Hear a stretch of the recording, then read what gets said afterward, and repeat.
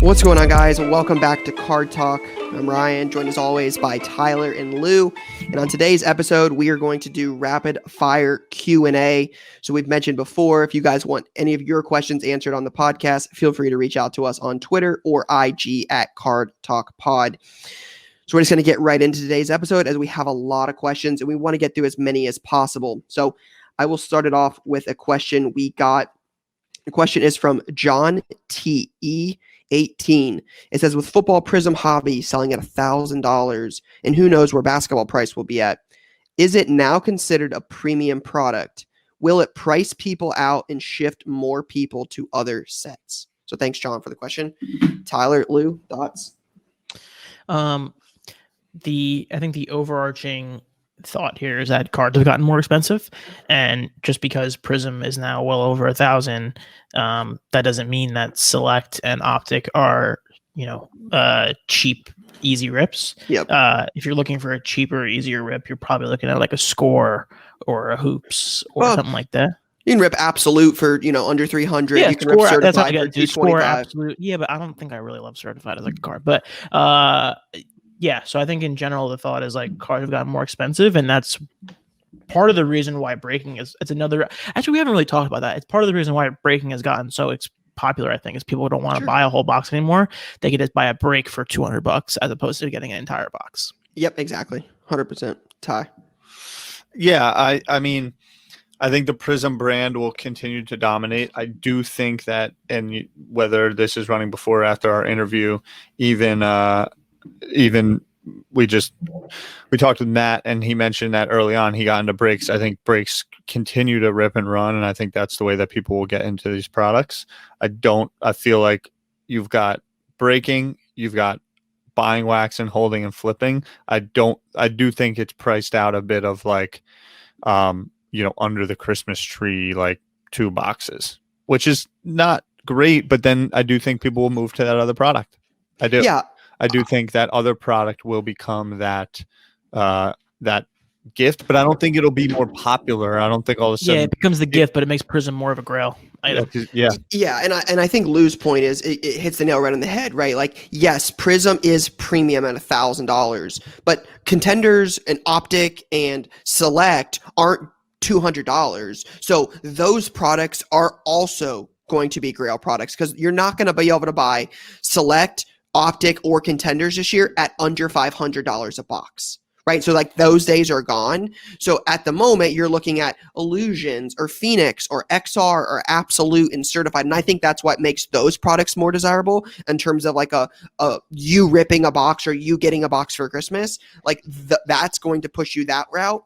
If you want to rip Prizm, that's why group breaking is as big as it is. Like Lou said, you can get the Bengals in a case break for $1,000. Do you want the Bengals in an entire case of Prizm, or do you want, a box of Prizm? Most people would take the teams in a break and go that route, search for the players they want. So yeah, I think Lou, I agree with you guys wholeheartedly on that nothing else is, the other major brands aren't going to be as cheap. So you're going to be looking either lower than that, or you're going to join a break.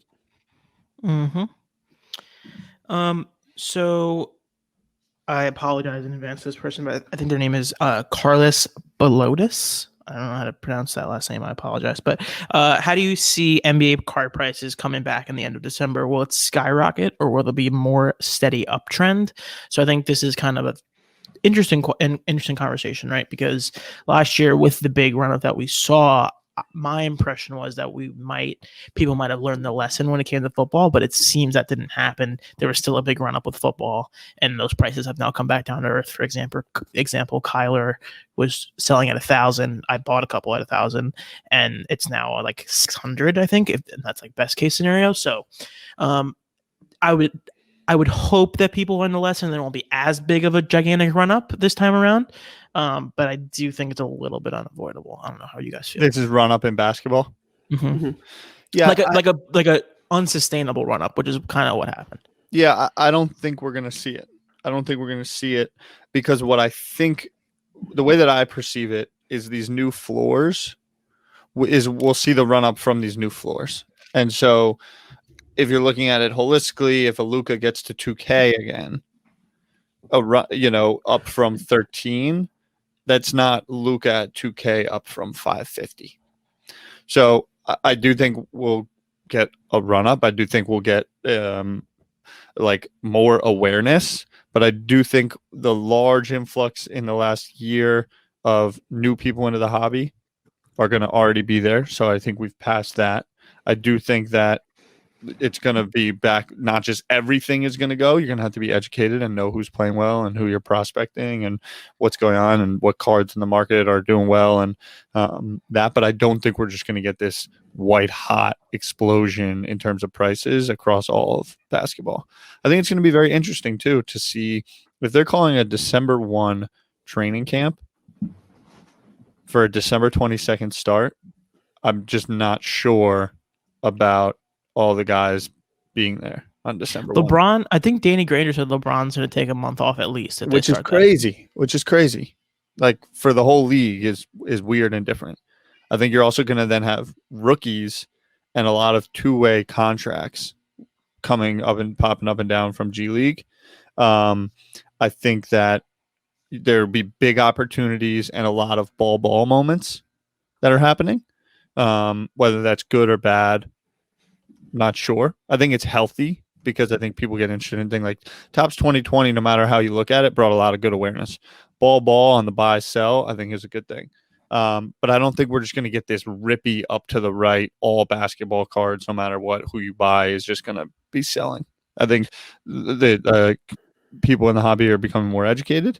But I do think for the players, in those first 20 games that come out and are on fire, I think you're going to see some strong growth. It's inevitable to say that the prices where they're at now aren't going to go up between now and the start of the season. I just think it's inevitable, right? Like as soon as the Pelicans posted, we've been saying this for a while. As soon as the Pelicans post a picture of Zion looking like Thor, down 30 pounds, stop eating cheeseburgers, and he's ready to go, people are going to be like, hey man, this guy's the real deal. Let's go buy him. Like they're going to go up. How extreme is, we don't know. Like Lou said, did people learn the lesson? Are we not going to go all in on Zion?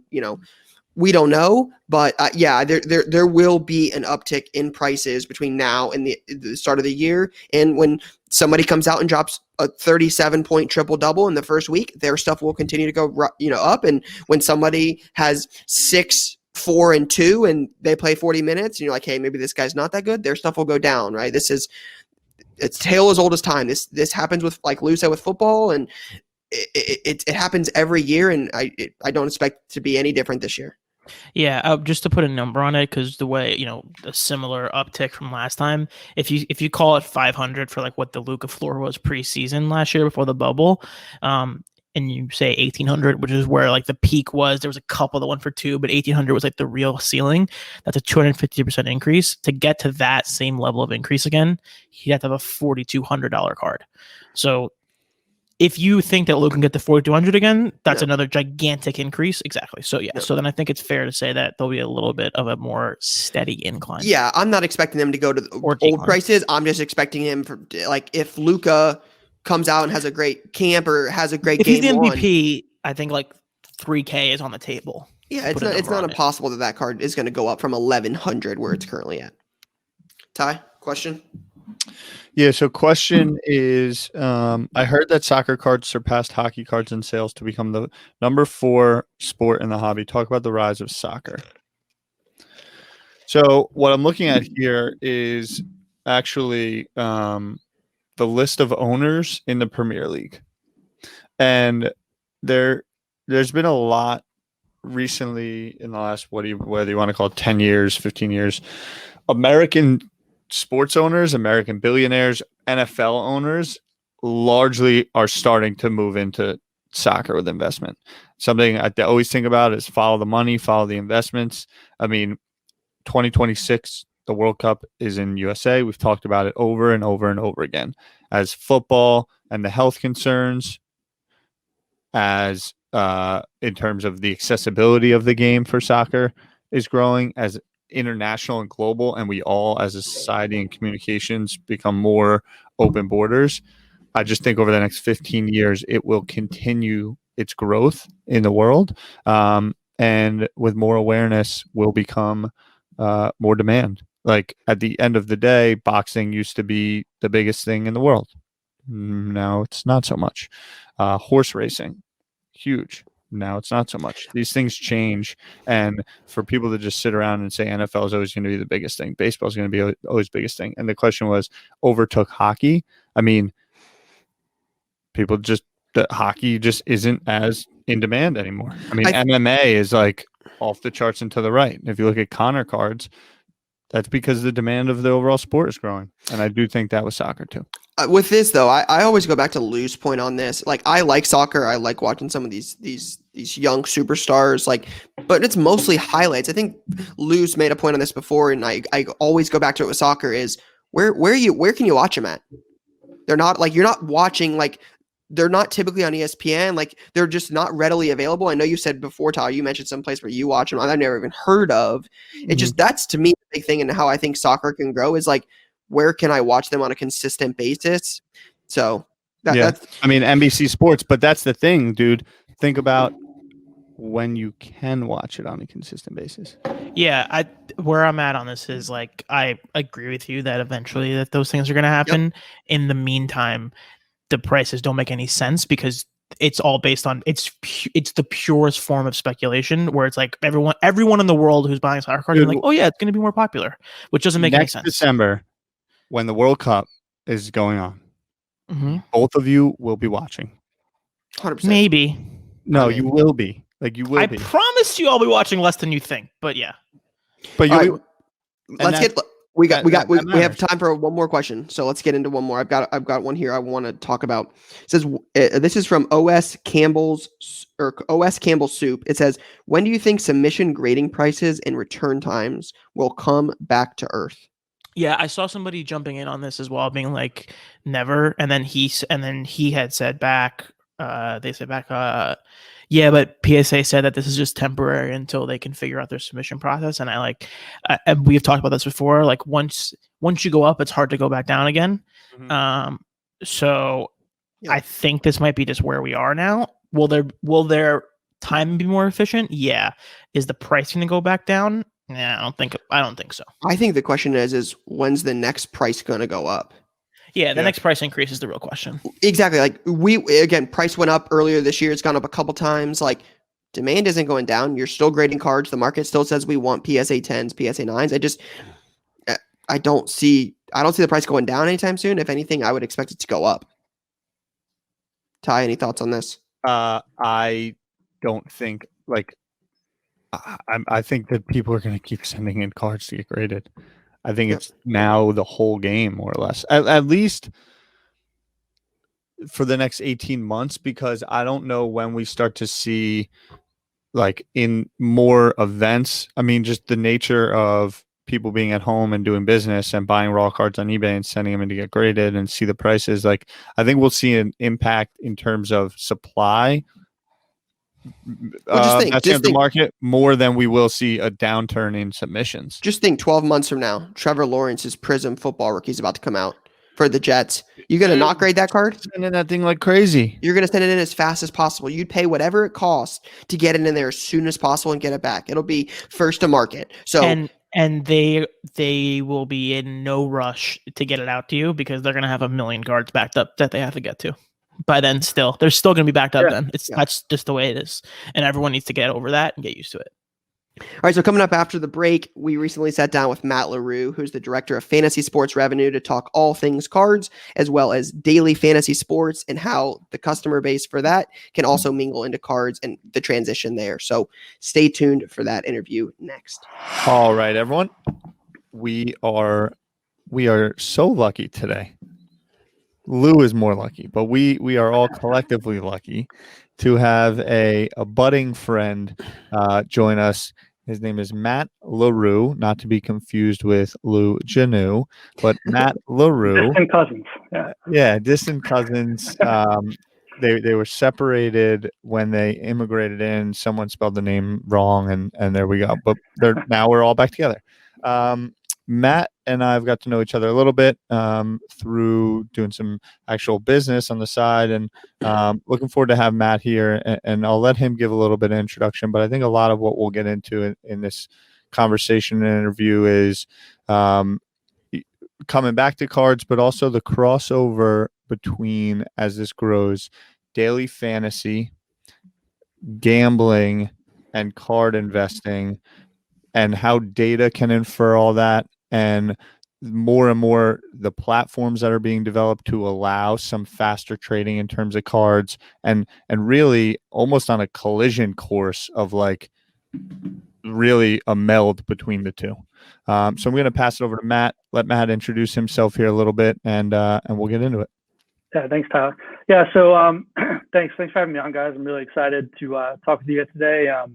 I've been at DraftKings now for about 5 years. I'm a director of revenue on the daily fantasy side. It's just a fancy way of saying that my team and I, we come up with all the contest sizes for all the major sports you guys play on DraftKings: football, golf, soccer, hockey. A bunch of our biggest sports roll through my team. We do everything from the promotion design to the contests themselves and kind of everything in between. It's a dream job. It's a lot of fun. We just basically get to talk sports all day and try to figure out, how big our prize pools can be when the games are really exciting, like the one we got tonight with the Bears and the Rams. Hell yeah. And I mean, coming off one of the more insane Sunday Night Football games. Absolutely insane. And I'm a Seahawks fan, so I'm still in mourning a little bit, you guys. I'm not going to lie, but it's typical Seahawks affair. They can't play a normal game. That's the internet meme. Totally right. Just craziness. Yeah, I feel like the Seahawks are always in like the most ridiculous games. Like no matter, there's no regular Sundays being a Seahawks fan. It's always crazy. And being a Seahawks fan in New England is especially tough because the Super Bowl a few years ago obviously was also a pretty crazy game, and have to relive that every once in a while as well. So. Yeah, that's going to be for your entire life. But we here at Card Talk Pod are massive fans of the wide receiver that you all have DK on your team. We are too. He's got the same initials as DraftKings. It's perfect. I love that guy. That's fair.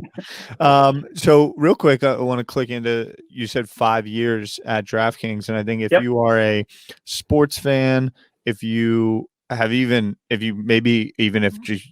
owned a TV, you probably remember a moment in time where you couldn't turn on the TV without seeing a commercial running for daily fantasy sports on DraftKings. Were you around during that time? I was. It's actually when I started. I started the summer of 2015, which is when they really ramped up all the advertising. I think the crazy stat from that year is that DraftKings and our competitor, we actually combined to spend more than the entire alcohol industry combined in sports ads or in TV ads that year, which is just insanity. Obviously it helped spur our growth. So it's not something we necessarily regret, but over time we've gotten a lot more, I think, intelligent with how we've spent our money and advertised and done things a little bit more efficiently, which is awesome. And so we're no longer on TV 24/7, but I think we're on TV at the point in time where we're supposed to be on to drive some volume. And then I'm going to take this on a road for a second, and I think we'll get there. But, at that time, and as someone that's big into sports, I guess you can consider in some way a degenerate, but at that time, and I'm here in New Jersey right now, you couldn't open up DraftKings and bet on tonight's Monday night game. It was just daily fantasy. So what I'm trying to do is put a little bit of perspective in terms of how new this all really is on the legalized gambling front and kind of the frontiers of that. And when you are in that space, you got to innovate in terms of getting users and all that, because there's definitely land grab moments going on. And you could almost, I wanted to then shift it to like cards. Have you been in cards for a long time? What's kind of your story from a card side? Yeah, so on the card side, like any other kid that grew up in the 80s and 90s, I collected it like crazy as a kid, mostly baseball, some other stuff as well. It's funny. I actually laugh when people say that, the market's really saturated in cards right now. Because I remember as a kid, I actually would go to the gas station, like keep a Sunoco at the end of the street, and they had a whole section dedicated to retail card packs. Think of how many gas stations there are. Could you even imagine if you could just walk in and get cards at a gas station today? Yeah. It's crazy back then. But yeah, I used to collect as a kid, and then I kind of stayed in the periphery for a while. Controversial topic, but the thing that got me back into it recently was actually Project 2020. I know a lot of people love to hate it.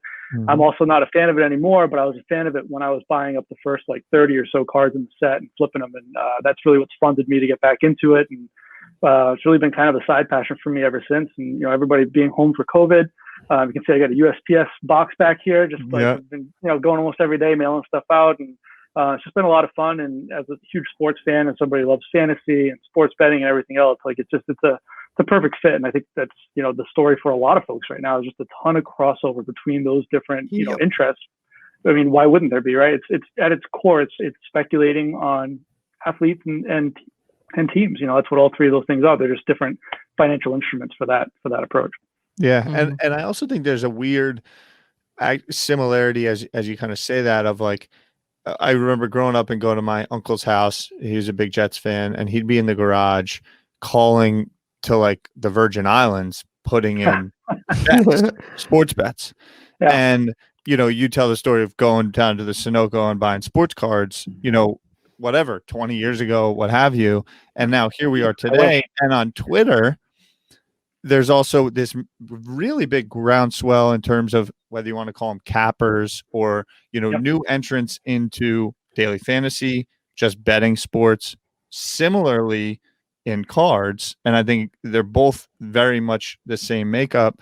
In your world at DraftKings, are you guys starting to approach things? Like, how do you think about the crossover, the ability to capitalize? Sure. Yeah. So, you know, obviously we're always looking for, you know, ways to provide prizing for our user base that we think will really move the needle for them. Right. And I think this is a really interesting time, not only because sports cards are exploding, but also there's a lot fewer options for us in terms of alternative prizing than we've used in the past. I think historically, one of the things we've always leaned on, in addition to cash prizes, are trips. Like it might be tickets to the Super Bowl, or, you know, we have these live finals in Florida and California where we have all these excursions and parties and stuff. And you can't do all that right now, right? So, you know, 100% of our prizing is all cash right now. We don't want, you know, people to get, you know, feel stale and feel like there's no like kind of change in pattern on that front. And so we're exploring different physical goods and things that we think people will value. And I think cards is like a totally natural fit, right? I mean, you know, there's so much crossover, and with people like myself getting back into the hobby right now, and there's so much overlap, you know, we're definitely exploring our options on that front as like an alternative prizing mechanism in addition to cash prizes on our contest. I feel like the idea of like whoever the top scorer of the week is, whether that's Patrick Mahomes or Marquise Brown or whoever else, like using like having that player as like you can get their Prizm PSA 10 rookie as a prize is like super interesting and also very scalable for you guys. So yeah, super interesting. Super cool. Yeah. So we don't have anything to announce at this point in time, but it's absolutely a top priority for us right now. I mean, all the way up to, you know, really senior levels of the business, and we want to make something work here. So we're actively exploring our options for the next couple of months so we can capitalize in time for the playoffs and have some really cool promotions on that front. Nice. Yeah. And Tyler and I talked about this before this started, but the one thing I saw a lot, like, is Matt, I don't know how much you know about me, but I own a physical retail store in Columbus, and the one thing I saw was like when COVID first happened and then the restriction lifted, we were closed for about 2 months, and what I saw immediately was a lot of people getting into the hobby that did play daily fantasy, right? And you know, they're betting every single day, making a living doing this, and it seems so logical that this transition would happen. It's like I mentioned to Tyler, right? If you have Lamar Jackson on a fantasy team, or if you don't have him on your fantasy team, but you're really, really high on Lamar Jackson, it's tough to get him. But if you like, hey, Lamar Jackson's the real deal, cards are that way to, you know, this is like, you know, daily trading. It seems like it's just such a logical fit that the transition from daily fantasy and like, you know, doing both, it just seems like it's just bound to happen. Yeah, and I mean, I'll even take it a step further. Like, I see cards as almost like a completely different way to invest than what's normally considered the ways that these guys invest in sports, right? I mean, daily fantasy is right in the name, right? Like, we're literally offering you an opportunity to like pinpoint a specific game or a specific week and identify who's going to play well in that particular window of time, right? Yeah. Season long is not that much different. It's a full season, but it's still only a particular period of time. Sports cards, it's like the most pure way to like take a position on a player's career. You can't go to a sports book and be like, hey, I want to bet on Lamar, you know, winning 2 titles and going to the Hall of Fame. Like, that's just not a bet you can place, right? Yeah. But buying his card, it's almost like buying a stock. I mean, you can get out at any time. You can ride it all the way until you think that's going to get realized. And it's a nice like complement to, I think, the overall portfolio of what those guys do. And I think COVID and like the lockdown stuff in a way is kind of like a real blessing for the card market, not just from the sense of people having more time on their hands, but I think it also exposed people who are already comfortable putting money on their convictions in sports into another way of doing that that's completely complementary to the stuff they're already doing on a day-to-day basis, which is I think a huge opportunity for those guys. And in the same way, I'm sure, like, I know when I play like DFS, right? Like my boys are like, "Oh, I got this dude for 4,700, and he had a value at the end of the week." In the same way, when if you bought, Clyde St. Hilaire with DK Metcalf, right? If you were like, "Hey, I believe in DK Metcalf, I'm gonna buy his prisms for $40 when they were 40, whatever the number is," and then you have the card in your hand, and like, actually now this is like $400. Like, I told you so. It's the "I told you so" factor. That's a big thing as well, I think. Everybody wants to be the one who like uncovers the next like hidden gem or whatever. Like, that's such a the sleeper. It's the sleeper effect, right? Everybody loves that. Another thing that we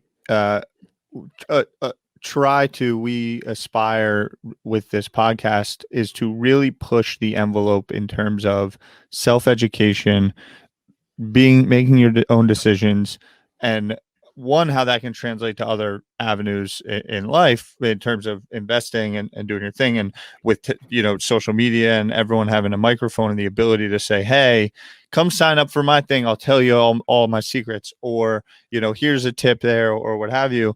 I'm going to use this opportunity to kind of, pound it over the head again, because I think fantasy myself, when my time is much less, I'm considerably worse and not as tapped in, yet I still am making my home league, which isn't daily, season long, is like $300. And I'm like, by week 6, I'm like, it's a real struggle to like pay attention.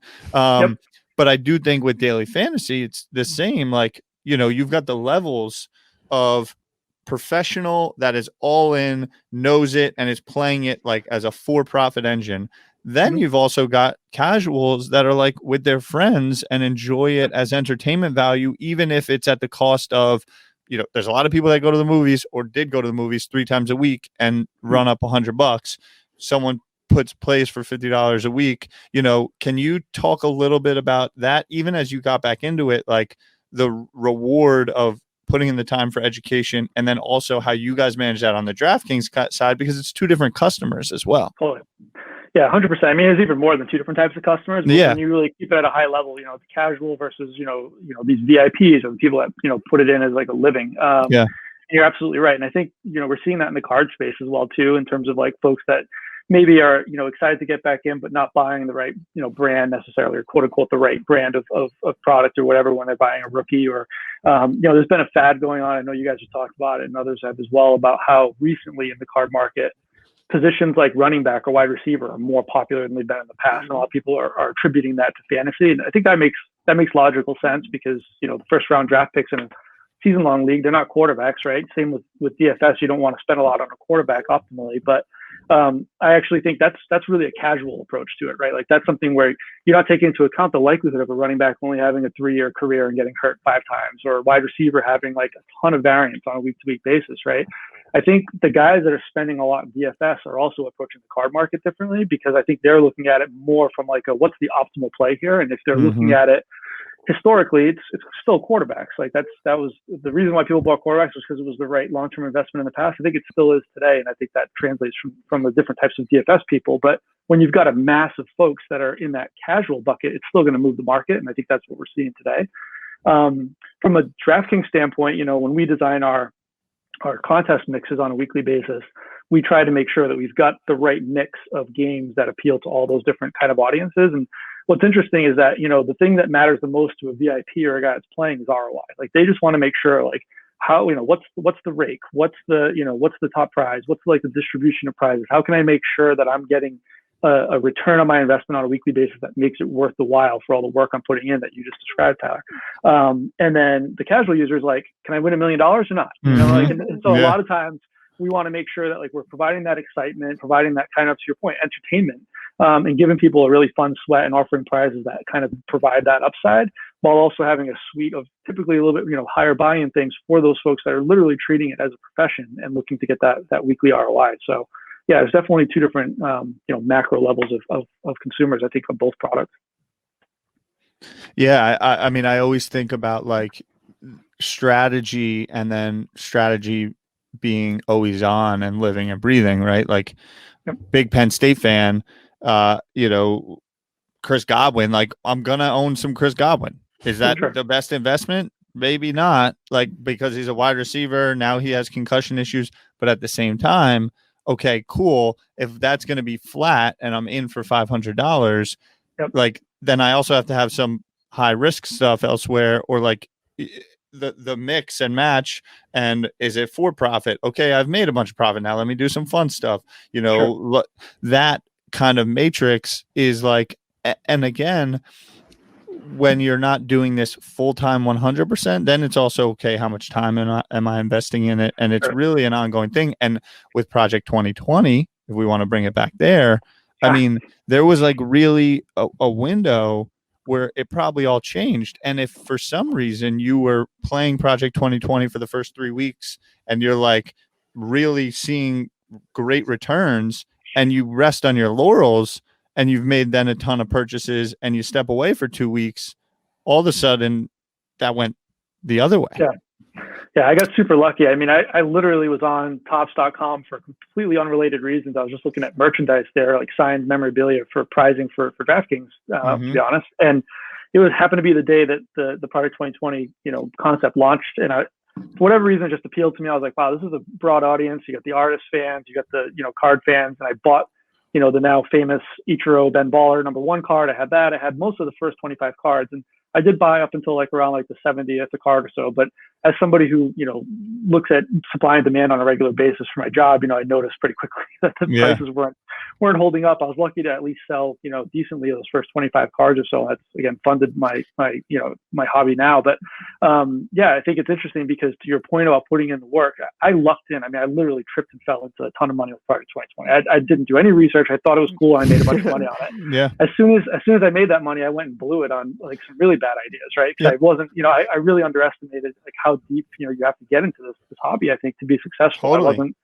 I wasn't considering grading cards. I wasn't considering like the right brands and stuff. And I made those mistakes and came out the other side. And I think I'm in a good spot now, but it's actually like scary because what could, a lot of people probably all of a sudden thought they were Nostradamus because they accidentally bought some Topps 2020. And then all of a sudden you start thinking you can't make a wrong decision. Yeah, there was the Griffey Saladin was really popular. I had that one. I had the It did Ichiro like 90K print run, and that was it. The Ichiro one. Oh, you're talking about the one that broke it. Yeah. That was Keith Shore. Like, he was a card #100, and that was just it. Like, all the flippers got in, and it had a crazy print run. I think I had 20 copies of that. I mean, I think they sell for like $5 a piece. If you go to my Instagram, I've actually got an Instagram picture of me using it as a beer coaster. That's basically what it's worth. Nice. Part of 2020 was cool though. Matt, talk before we started. We got into a little bit of a side conversation about your Marvel cards. So please, this is Tyler. This is the secret. We're gonna let the secret out here. So tell us about what these are. Sure. What made you want to buy them and all that? Cool. Yeah. So growing up and collecting cards, really like 1990 was kind of the sweet spot for me. I had mostly baseball, but one of the things I collected was actually these Marvel 1990 Impel brand cards. I still probably have them at my folks' house somewhere. They're probably like PSA 2 because I was, messing around with them, but I was always into them. And I just generally, when I was looking at, the market and getting back into it, I'm like, well, those are really cool. I wonder if those are worth anything. And I remember looking it up, and they're worth a little bit, but not really worth getting into. And a retail box, maybe $160 or so. And then Gary, of all people, actually was talking about it on a podcast and was talking about how he thinks comic cards might be, another wave. And I'm like, oh, this is it. This is like the validation I need to like get back to something I was actually, really excited about when I was younger. And so I went out, I bought a retail box. These cards are really cool. They're wildly off center for the most part, but you can get a retail box now for about $300. There's like 500 cards in there. You get about half a dozen of every card in the checklist. Maybe one or two of them are centered, but I mean, there was a couple Ironmans that were posted, PSA 10 Ironmans from PWCC a couple weeks ago, sold for $300 a piece. There's a are they basically prints of the comic book covers, or are they like it's original artwork? Yes, pull them out. Nice. But so I went on his Instagram and I saw these and they looked pretty interesting. So, and I do want to talk about in general, like comic book card. I think we should have that conversation one day because I think comic books is its own world as opposed to cards. But I do think there's something to this. So Matt, show us. So there's actually all different kinds. So there's like a base set of this set, which is basically all the different characters. So this is a pretty unknown there's a character called Shadow Cat. I don't know if you guys see it with the glare here, but Yeah. it's literally like a player card, you know, on PSA 10. But then they also have inserts, and some of the inserts are like most valuable comics, for example. So this is a Spider-Man comic. It was Punisher's first appearance, right? So they made a card for that in a PSA 10. From what I can tell, the cards that are worth the most from like just looking at eBay are the player cards, right? So it's like Iron Man, Captain America. There was a Black Panther card that sold for a couple hundred, and it's crazy. I've got about 50 of them out at PSA right now, and it's like, based on what they're going for, and obviously I don't know what they're going to grade at, but I mean, I was pretty selective in which ones I sent out there, but I mean, every single one I sent was selling for at least $100 in like the last month on eBay as a PSA 10, and the box was $200 when I bought it. So again, I probably shouldn't be sharing this, but yeah, I feel like I found a little niche. I found all the secrets coming out of our talk. I feel like I found a little niche there, and yeah, it's interesting. And again, it's something that I personally collected as a kid, so it's like that much cooler to me. And I actually worry that when I get these back from PSA, I'm going to see them in the slabs. I'm going to have a hard time selling all of them, to be honest. Even though that was the game plan. Couple of things. I mean, there's few things that are better than when you're like, I think I found something. I think I'm on to something, and I don't think anyone else is there yet. When you catch it, it's the best. When it's like, you're like, wait a minute. How long before I tell my first friend about it? The fun part is I've actually found another one since then that I'm even more excited about. And I don't know if you guys want to talk about it. Is that the Raheem Sterling Red Blue Waves? No. It's even way more obscure than those guys. Future episode of Card Talk. Yeah. Have you guys heard about the MLS, the Bowman series that's out for that? Yeah. Yeah. Wild. Like, I can't believe the returns I'm getting on those cards. I'll just leave it at that. I love that. They're very interesting, those MLS cards. I love that. I think there's two or three. I don't know anything. I think there's two or three guys in there that have like the major returns, and the sets are like $20, right, or something like that. Is there Caden Clark in there? No, there's not a Caden Clark, although I did pick up his Tops Now the other day. That's going to be a sick card. But no, it's Brendan Aronson. He's the guy that just went over to the Austrian league, the Red Bull team out there. So there's one of his cards. There's also Brian Rodriguez, who's on the Uruguayan national team. So he'll be in the World Cup in a couple of years. Nice. His rookie card's in there as well. But what's cool is it's the legit Bowman branding, right? So it's, perfect product for that, because you think of Bowman, you think of prospecting, and I think of the MLS very similar to like minor league baseball. No one cares that you play for, the San Jose Quakes, but they'll care once you play in the Premier League, just like no one cares you play for a minor league baseball team, but once you make the bigs, they do. And so to me, it's a perfect fit. But what's more interesting is that it was an on-demand set. So they only printed 6,000 or so, or 7,000 packs of 10. And because it was such a short run, they actually had to throw away, by all accounts, from what I've actually heard this from folks at Topps, they actually destroyed almost 24,000 parallels that were numbered. So the numbered parallels that say like numbered to 5, there might only be one of those, right? Because they only include one parallel per pack, and they only shipped 6,800 packs. And there are 100 players that are supposed to have a shitload more parallels than they actually have, which is pretty wild. So that's like Joe Adell in baseball. I don't know if you guys are familiar with the Joe Adell thing. There's a whole big chrome color autos. There's a whole, I don't, again, the same thing. I don't know how true any of this is, but like the rumor is that Joe Adell, who was like this major prospect, still a pretty highly rated prospect, came up this year for the Angels. His signed all of his autos, signed all of his colored autos, all that stuff. And when they got shipped back to Topps, they got damaged in the mail. So apparently there's only like 15 true blue autos and all that stuff. Agent had to make the phone call, like, no, he's not resigning. Mistakes were made. Yeah, check out the set. It's interesting. Even the base cards. I mean, the Aronson base card sells for like $60, and these are $10 packs. That seems healthy. Yeah. So Matt, like Tyler mentioned before, we're all about like self-education on this show, right? Do your research, that kind of stuff. But I would love to get your take from someone that used to collect cards and then recently got back into it. Since you've recently started in the last 6 to 8 months, what do you think that you, over that time period, what have you learned that you know now that you wish you would have known back then? Because our audience, again, is a lot of newer people. So I'm just curious what you've picked up on in that time period that you wish you would have known when you started. There's a few things. So first off, relics seem a lot cooler than they are. Mm-hmm. I was like, man, this is cool. This is a piece of this guy's jersey. How are these not selling for more? And so I bought a lot of those off the bat, thinking that they'd be worth a lot. Didn't really pan out, obviously. Some of the other stuff, made a lot of the, common mistakes that folks make, got into like a lot of breaks and things that, as fun as they are, you really have to treat them as entertainment and really nothing else. And, if you're in it for investing, that's definitely not the route. The other piece for me that was super interesting anyways, was just really figuring out what the true rookies are for every sport, right? Like, I think it's something where, like, once you're in it for a few months, or you throw yourself into it like I did, it becomes pretty apparent, like, these are the cards you're targeting. But man, it's not that obvious, especially in sports like basketball, where there's so much product that, like, I've seen a lot of my friends who've gotten back into it get all excited and like, that's actually not like that send cool. the text like, I look at this, and you're like, oh, you actually have a hoops. Yeah. What about this play right here? Oh yeah, you like that guy? Yeah. So that was a mistake I made as well. I bought this card thinking it was his normal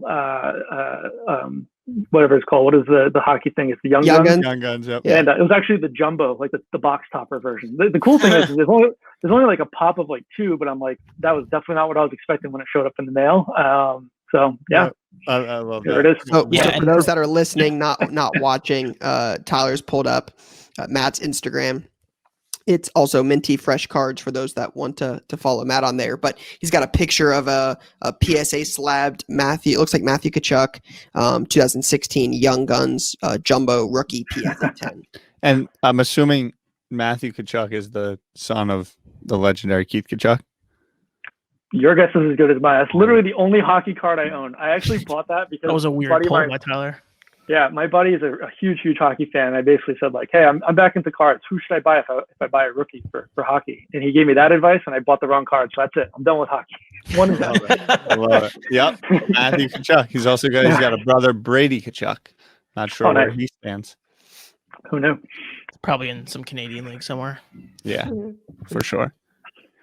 Nice. How about this? What you have a favorite sport personally? So as a fan, baseball is definitely my favorite. I mean, that was a sport I actually played. So before I worked at DraftKings, actually, the reason I got the job is I actually played on the side a ton. And I did pretty well on baseball DFS. And it wasn't until I actually got some checks in the mail from winnings that I realized that they were based in Boston. And I'm in Boston. I'm like, how am I not working at this company? This is amazing. So I ended up, figuring out a way in. But baseball is my sport. That's what I collected as a kid. It's what I watched the most of. It's what I care about the most as a fan. So that's where I've got the majority of my cards. I will say, though, the sport that's gotten me the most excited since coming back into the hobby, and the one I've bought the second most, is soccer. And it's not even close. It's crazy. Can you tell me explain why you're buying the soccer? So my biggest thing with soccer is just the fact that I feel like, and obviously you guys have been in this a lot longer than I have, so I could be completely off on this, but my impression is just that the number of just rookies that have an opportunity to have a club that matters is so much greater than any other sport. And I know it's not as big in the States, right? And so that's obviously a hurdle to get by, but there's also far less product that matters, right? Like, there's no Bowman Chrome for soccer, really. I mean, like, there's the MLS one, which I just mentioned. That's very, very specific. There seems to be, and I know there's the whole sticker and card debate, and that's something to figure out and debate, but it seems like for the raw number of players that matter, the raw number of clubs that matter in the world, they far outstrip all the other major sports. And so for me, it just seems like there's just more opportunity to, like, hit on a guy that's just going to become like an international phenomenon, that you just don't have that upside in other sports. And just for whatever reason, the cards that I've bought, I did really well on 1920 Chronicles. I did really well picking up some 18 Donruss of Alphonso Davies was another big investment I made when I first started up. And it's actually a funny story. I bought a lot of Alphonso Davies from a kid in Poland back in like March or April, and the kid scammed me. So I thought I was buying a lot of just optic cards. They show up. I'm all pissed because I'm like, I can't believe I just bought this lot thinking it was one thing and found out it's another. One of those Donruss cards sells for more than what I paid for the entire lot because its price was going up so much. So it all worked out in the end. But definitely, it worked out early on. I got that Sancho. I would have been buying the optic, but I was like not thinking about it in that regard. And so after National, I had a bunch of graded Sancho Donruss, and I mean, I was getting them for penny, like for nothing. I But know. just I because I'm paid. educated. Yeah, I paid maybe $3 a card for all these Davies Yeah. cards, including the optics, and the optics now sell for well over $50 each raw, Yep. let alone graded. Yeah. Cool. Any parting words, parting questions, gentlemen? Thank you for coming on. Really appreciate it. I'm a big fan. Anytime. I like getting alternative perspectives, because I think with the three of us, is definitely, because we're in our own little bubble of how we see things, and then we talk to other collectors who are just in the regular hobby world as well. So getting a perspective like yours comes from a completely different world but has a lot of different connections, I think is super valuable for the audience. So thank you.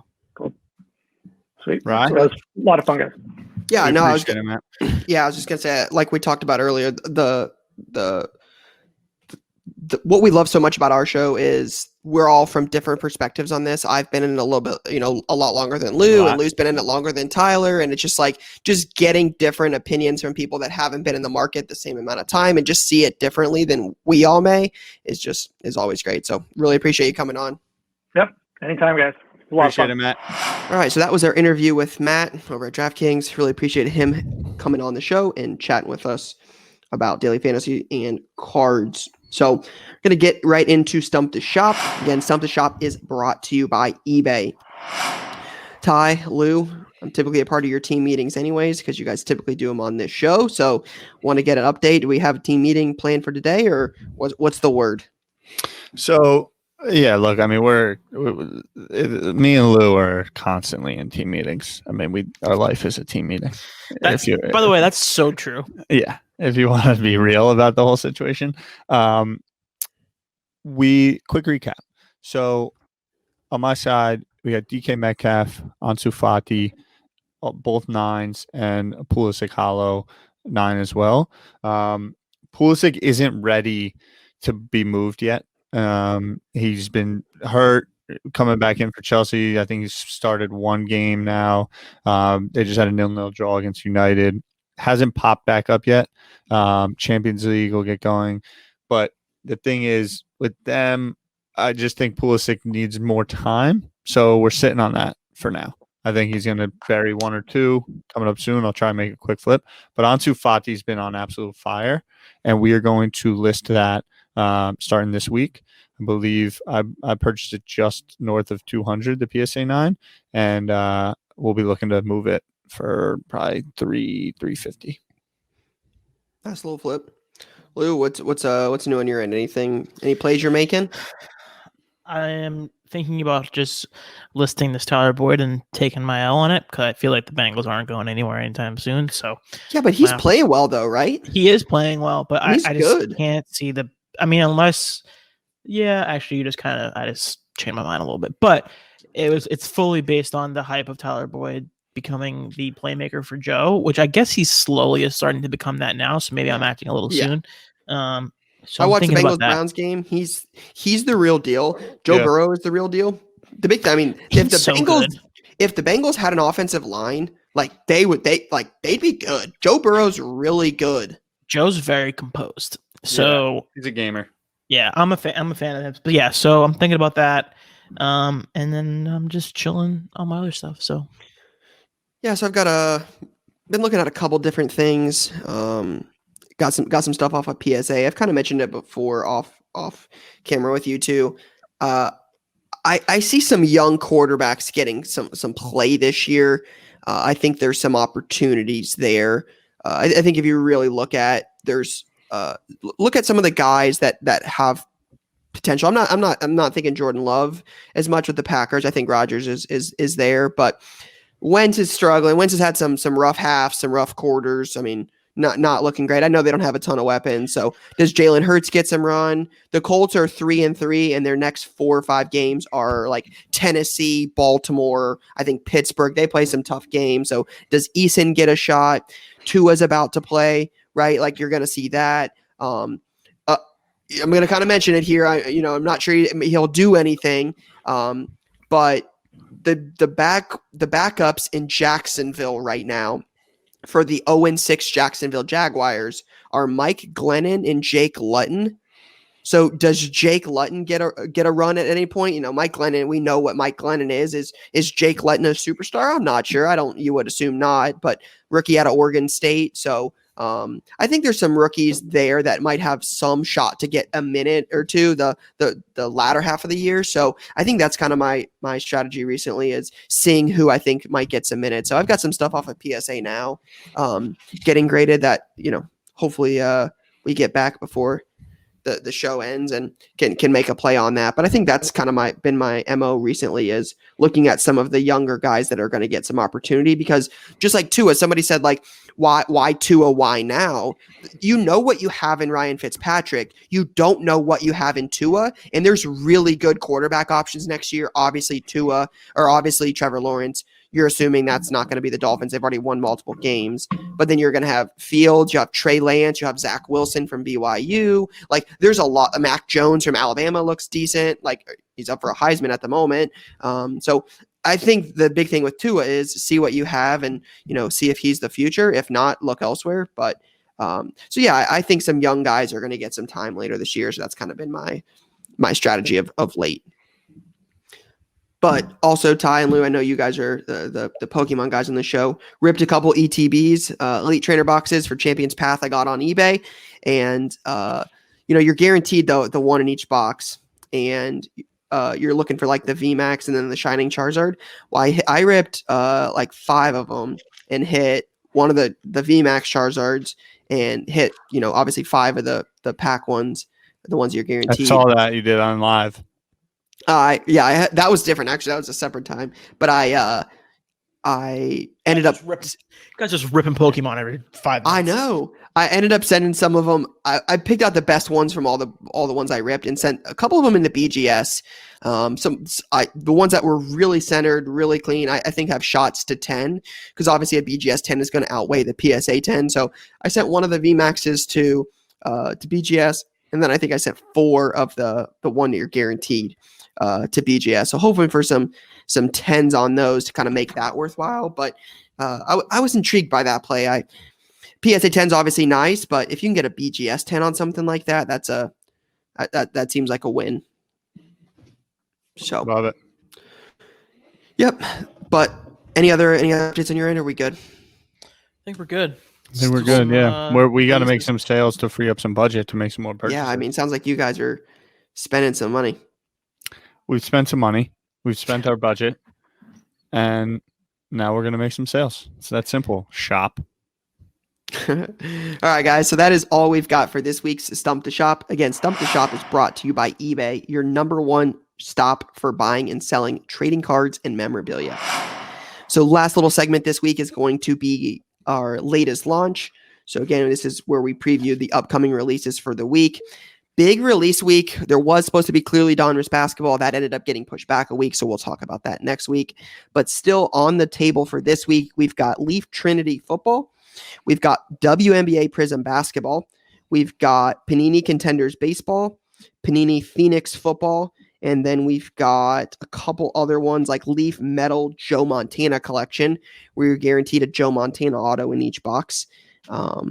And then some other stuff like Super Break Heavy Hitters, Garbage Pail Kids, TriStar Mini Helmets, etc. Anything stand out to you guys this week?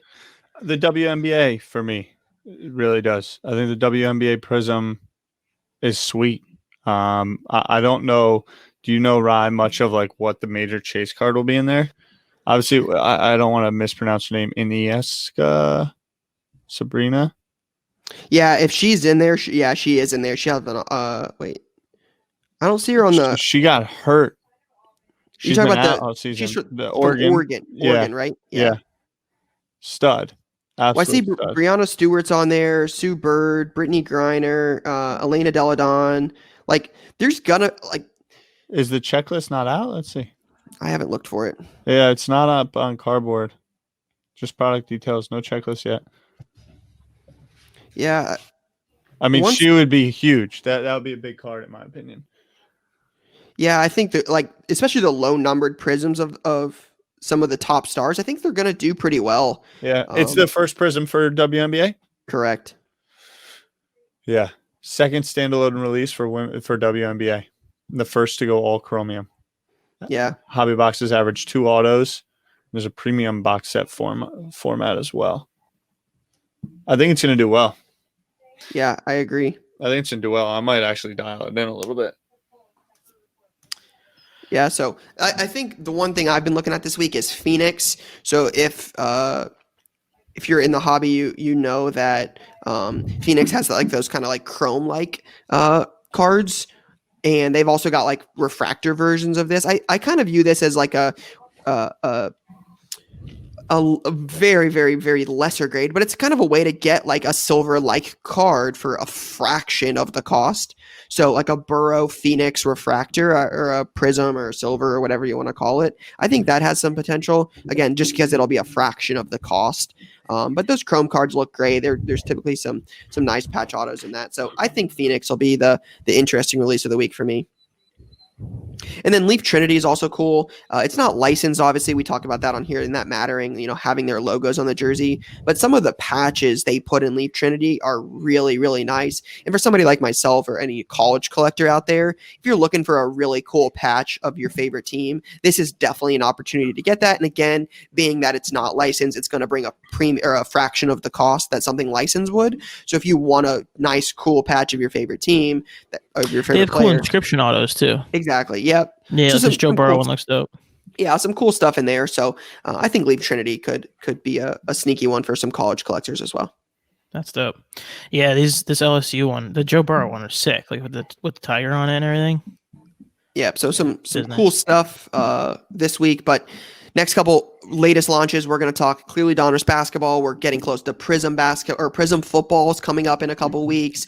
Immaculate basketball, flawless basketball. We've been chasing Prizm football for like months now. Yeah, we've been talking about it, so it's coming soon. I think November 18th is official release date for Prizm. So, Ty, big matchup this week as we wrap it up. You and I. It's Saturday. true. I don't feel great about it. I don't feel confident about it. I think that was one of the most disappointing performances from a Penn State football team in a long time, losing to Indiana this past weekend. Of course, the last play happened, and we should have won anyway. But besides the point, you don't even get to that position. Yeah. I think we were looking ahead. But we're ready to play. Got a score prediction? Score prediction for this week? What's the line? Do you know what the line is? I think it's 10. I think Penn State's getting 10 at home. Let's see. Probably not taking Penn State. If this was whiteout game and there's 100,000 people in there, I'm taking Penn State with the point. It's just not, unfortunately. And that's why I'm glad. 12 and a half. Penn State's getting 12 and a half. Don't feel good about it. You taking Ohio State with the points or Penn State with the points? I'm not betting it. I'm not going to bet against Penn State. I'm just asking a question. We're not placing a wager. I would not take anything and hope that Penn State wins the game. So no score prediction. My score prediction is that Penn State loses by 17. Okay. I'm going to say 42-27. 42-27. Penn State's going to kick a couple field goals, get a couple touchdowns, but I'm going to say 42-27. That's 3 touchdowns, 2 field goals. Yeah, 42-27, Ohio State. Lou? I would look for it to be 63 to like 14. I'm rooting hard for Penn State in this game. Let's go. Hard. I hate Ryan. Go. That is the perfect way to end the show. So again, questions, Twitter and IG. It's Card Talk Pod. But that's all we got for this week, guys.